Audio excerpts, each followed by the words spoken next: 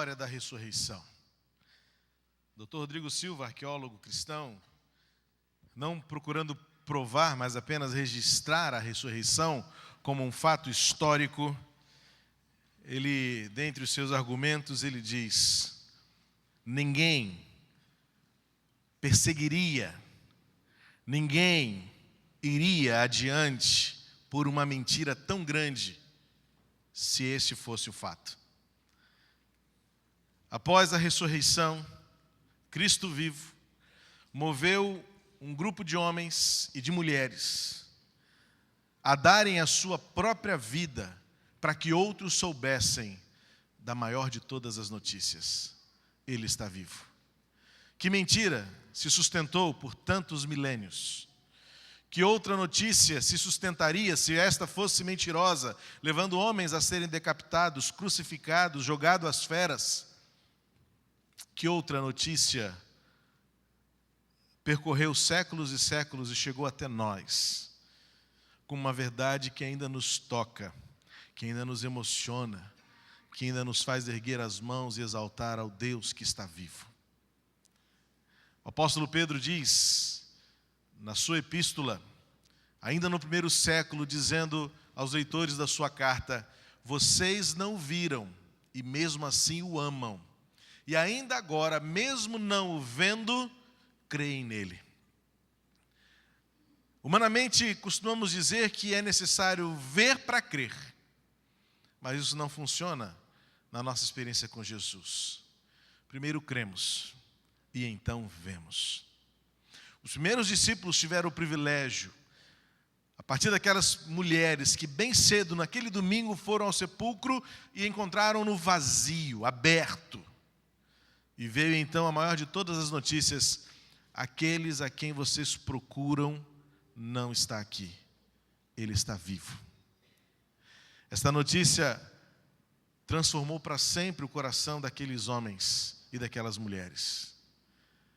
E aquilo que foi registrado nos evangelhos, como que poderia ter sido o fim de um sonho, manifestou e expressou, na verdade, um poder incomparável. O poder manifesto na vida daqueles que viram o sepulcro vazio. O poder da ressurreição é também o poder da visão do Cristo glorificado, do Cristo exaltado, do Cristo ressurreto, o ressurreto que habita e atua entre nós ainda hoje. O livro de Atos, ele é a continuidade da narrativa do Evangelho de Lucas, em que Lucas, cresce na sua história, na sua biografia, um médico, um homem voltado para os aspectos do conhecimento acadêmico, da comprovação científica, dedicou-se a registrar meticulosamente quem foi Jesus e o fez por meio do seu Evangelho. Mas não se conteve apenas em dizer o que Jesus fez, mas também dedicou-se a escrever um livro que conta a história daqueles que seguiram a Jesus e o que eles fizeram. O poder da ressurreição é tão grande, porque ele transcende a própria pessoa de Jesus e alcança aqueles que decidem seguir a Jesus. O Evangelho narra a história de Cristo. O livro de Atos dos Apóstolos narra a história daqueles que seguiram a Cristo. O poder da visão do Cristo ressurreto, o poder daqueles que olham e veem Jesus, se manifesta em atitudes e em uma vida transformada. O livro de Atos, ele é precioso, tanto quanto toda a Bíblia é empolgante, nos entusiasma. Mas quando pensamos e cantamos no Cristo ressurreto, quando falamos e nos emocionamos em saber que o nosso Senhor está vivo e nós o vemos porque nós cremos nele, reportarmos-nos ao livro de Atos, vamos encher o nosso coração de entusiasmo por aquilo que nós ainda podemos viver como igreja, como seguidores de Jesus. E podemos então experimentar este poder que emana, este poder que transcende, este poder que infunde em nosso coração vida para os outros.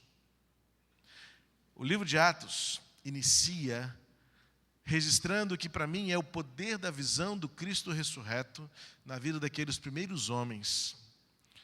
Não apenas apóstolos, porque na verdade o livro de Atos ele registra muito pouco a história dos apóstolos, apesar de ter esse nome historicamente dado, foi batizado assim, mas alguns autores sugerem que na verdade poderia se chamar Atos dos Homens Apostólicos, porque não tem a pretensão de registrar todos os atos e de todos os apóstolos, porque na verdade o livro se detém muito na vida de Paulo, como um dos maiores apóstolos que conhecemos, fala um pouco de Pedro, e fala muito pouco, por exemplo, de Tiago, que seria um dos 3 apóstolos que aparecem neste livro, mas sabemos que houve muitos outros apóstolos chamados e vocacionados e comissionados por Jesus.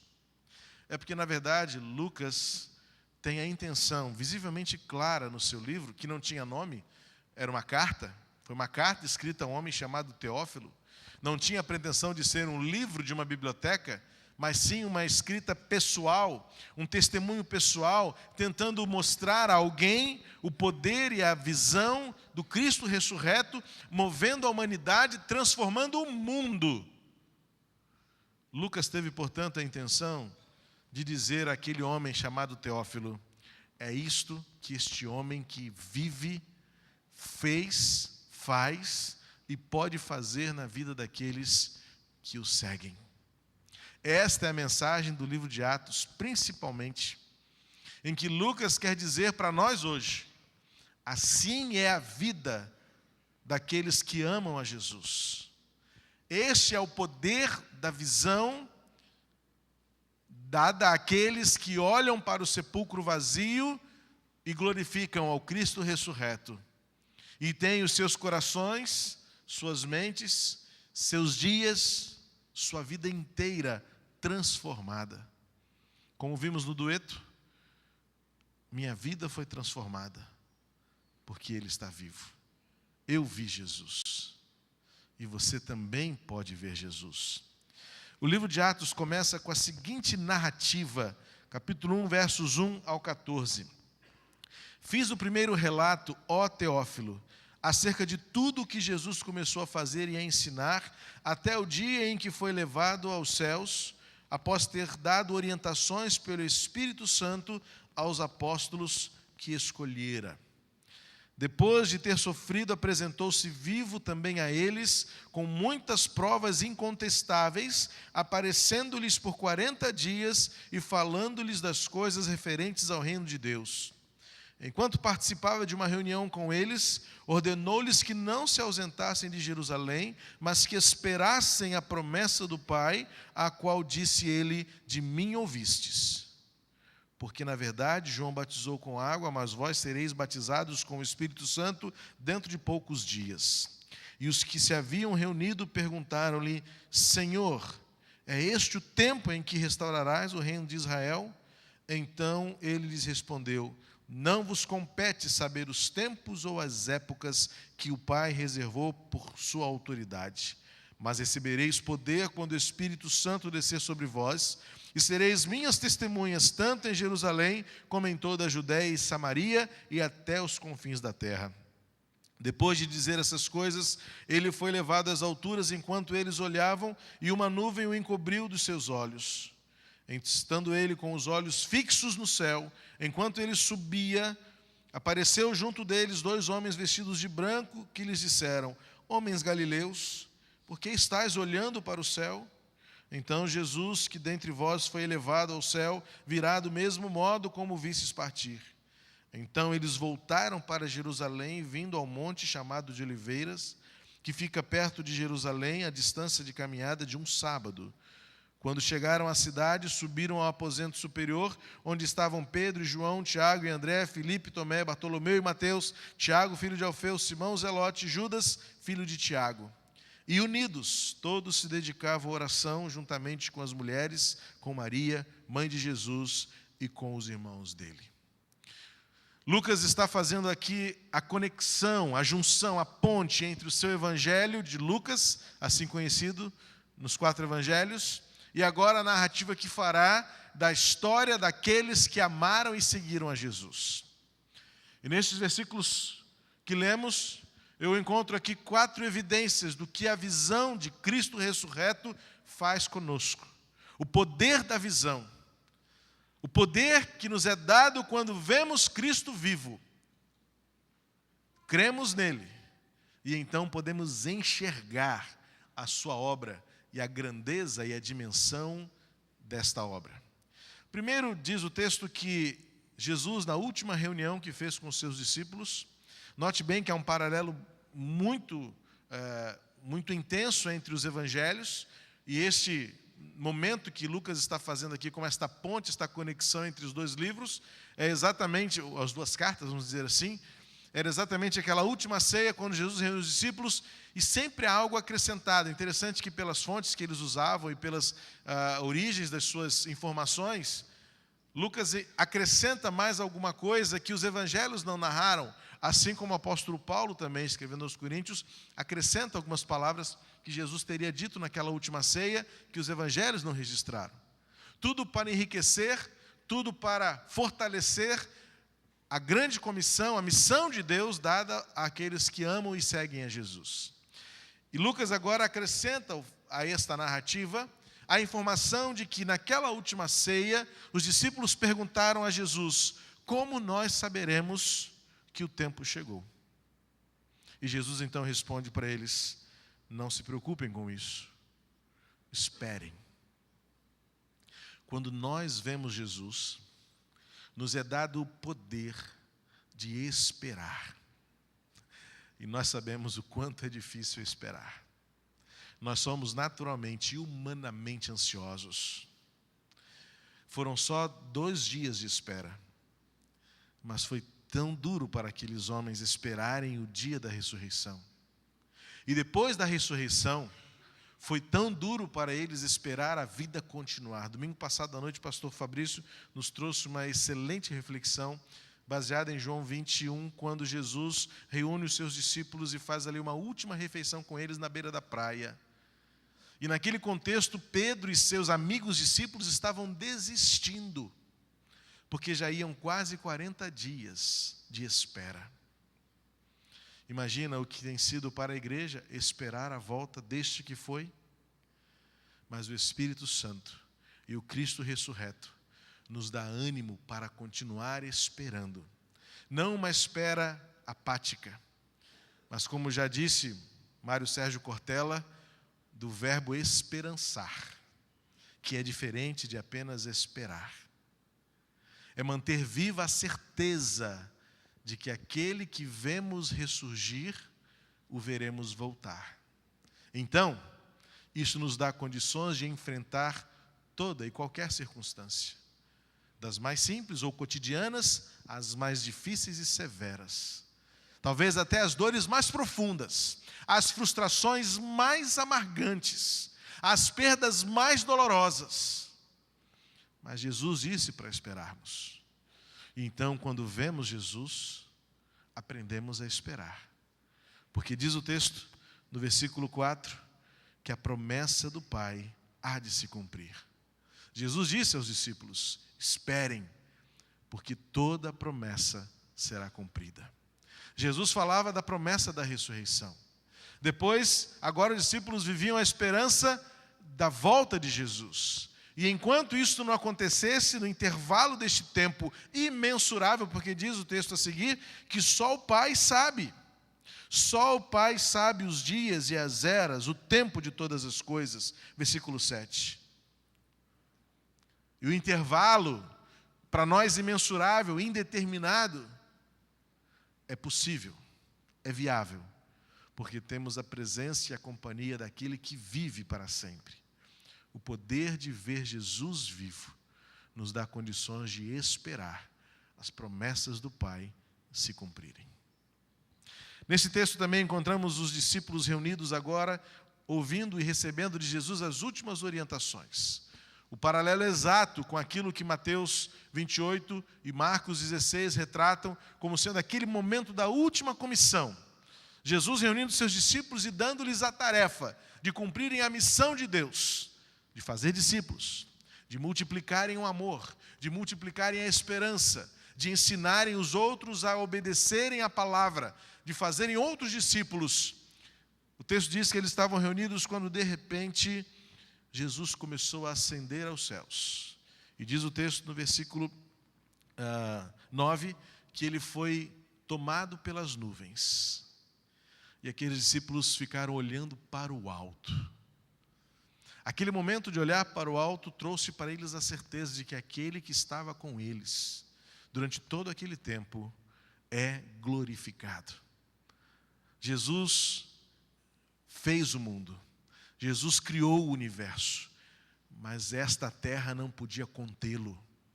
Ele foi assunto aos céus, foi elevado aos céus de uma forma perfeita, de uma forma visível, e fez com que aqueles homens nunca mais se esquecessem de que o poder que emanaria deste nome é o poder que vem do alto.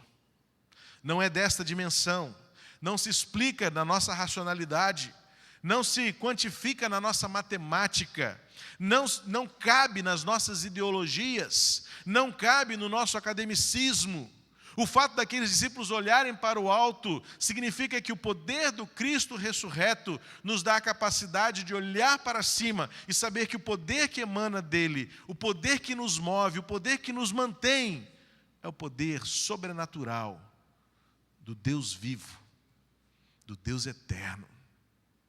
O poder da visão é nutrido pelo poder do alto, o poder que vem dos céus. O Criador de todas as coisas não poderia estar contido numa sepultura, não poderia estar contido numa lápide, não poderia sequer estar contido nesta temporaneidade, nesta dimensão limitada de nascer, viver e morrer.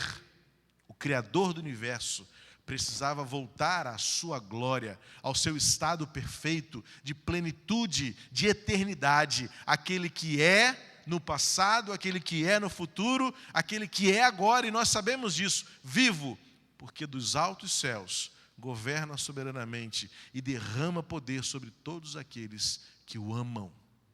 O poder de ver Jesus desencadeia o poder que vem do alto, pois é do alto que ele governa todas as coisas. Do alto ele vê melhor, do alto ele enxerga tudo, mas do alto ele se faz presente, porque é do alto que emana. A presença daqueles dois homens, possível e certamente dois anjos, que apareceram para aqueles homens e disseram: por que vocês continuam olhando para o alto? Se é do alto que virá descer, mas enquanto esse dia não chega, voltem a Jerusalém, cumpram a missão. O poder de ver Jesus. O poder de ver Jesus nos faz compreender os tempos e as eras e nos capacita a esperar as promessas do Pai.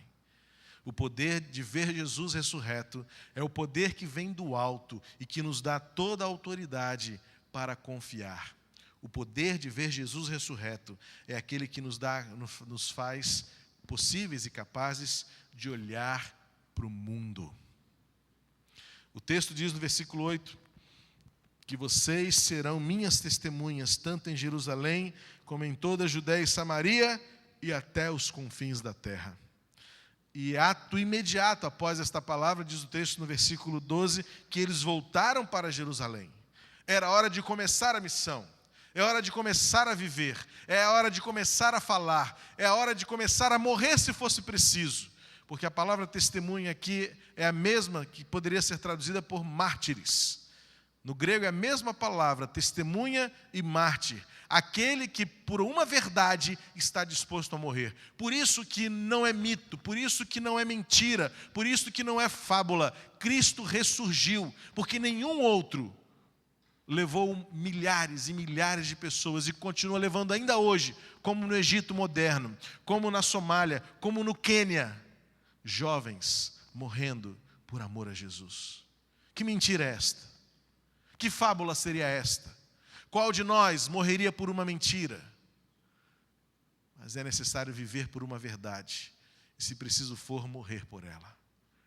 É por isso que o poder do Cristo ressurreto nos faz olhar para o mundo e ter compaixão, ter amor, ter graça e misericórdia para ver este poder manifestado na vida de todos.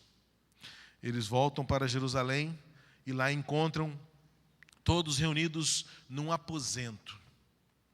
É maravilhoso pensar que o poder transformador do Cristo ressurreto começa num aposento de uma casa. Cristo não precisou do templo de Jerusalém. Cristo não precisou de uma multidão reunida no sopé de um morro. Jesus não precisou de uma multidão para começar o maior de todos os movimentos que a história conhece e conhecerá. A igreja de Cristo começou a manifestar o poder pelo mundo, ou para o mundo, no aposento de uma casa. Por quê? O versículo 14 termina: eles estavam dedicados à oração. Eles voltam-se agora para a fonte de todo o poder, porque ver Jesus é experimentar o seu poder por meio de um relacionamento pessoal que começa em casa. A nossa casa, o meu aposento, é o melhor lugar para Deus começar a manifestar o poder que Ele tem do Cristo ressurreto. Eu vi Jesus. Muitos têm visto Jesus e por isso nós temos testemunhado que vale a pena crer neste que está vivo. O poder da visão, o poder que vem do alto, é porque aquele em que cremos, ele não morreu para sempre. Ele está vivo e agindo e movendo entre nós. O poder que continua transformando vidas. O poder que não leva em conta os nossos males e os nossos pecados.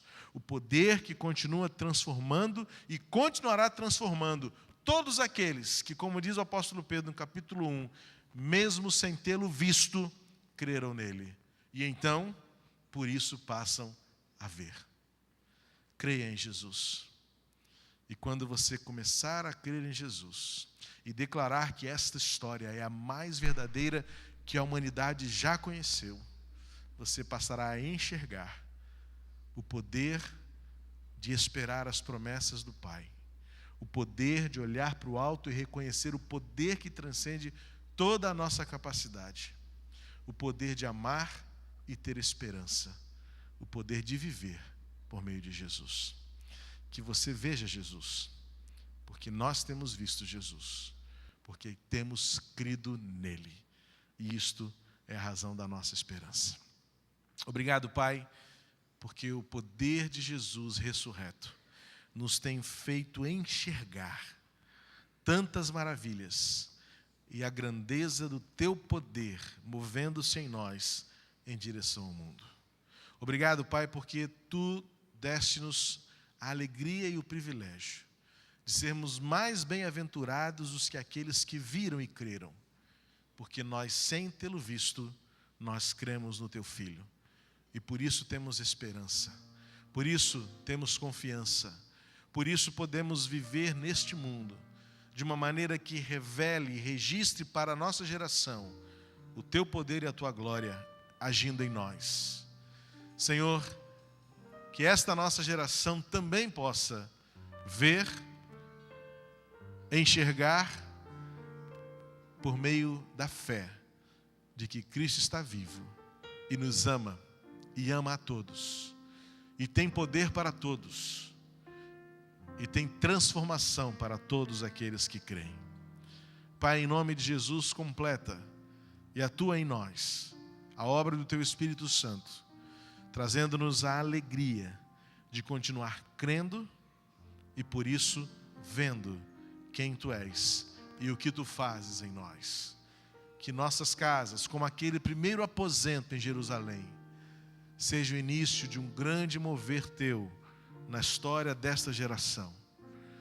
E que da minha casa e da casa dos meus irmãos possa espargir a alegria, a luz, a esperança, o poder, por meio da visão do Cristo ressurreto entre nós. Que o Cristo vivo continue nos movendo, Senhor, na direção do céu, para vivermos em alegria e esperança indescritíveis. No nome de Jesus, o ressurreto, aquele que vive para sempre, é que oramos. Amém e amém. Vamos ficar de pé e vamos entoar o hino. Cristo ressurgiu, Ele ressurgiu, a sepultura não o segurou, a morte não o derrotou, mas Ele ressurgiu e por isso triunfou e triunfa para sempre em nosso coração.